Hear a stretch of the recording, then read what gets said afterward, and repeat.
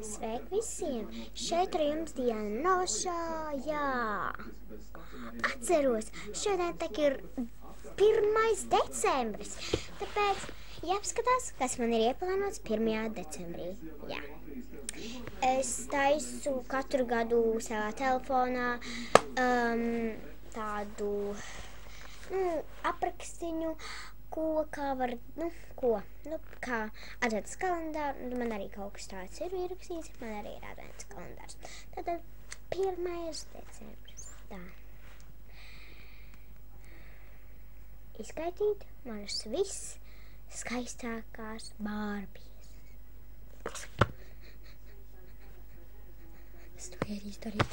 Tātad es jums parādīšu. Nu, rīt jēmas tā kā, jā, domāts.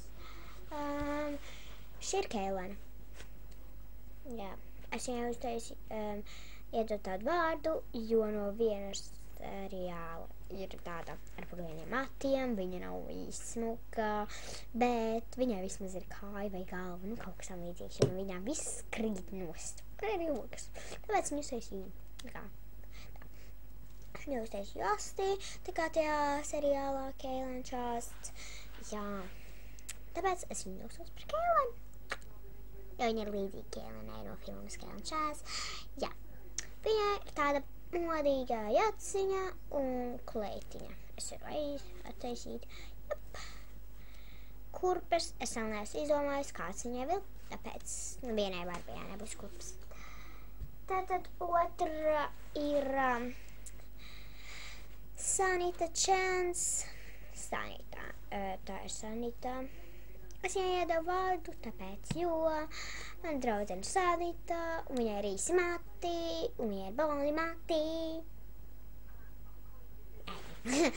Tātad viņai ir tāda ļoti gaiša rozā kleita, viņai ir josta, tad viņai ir tāds un bantīti.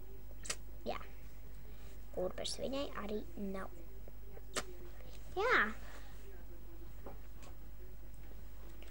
Šī ir Anna.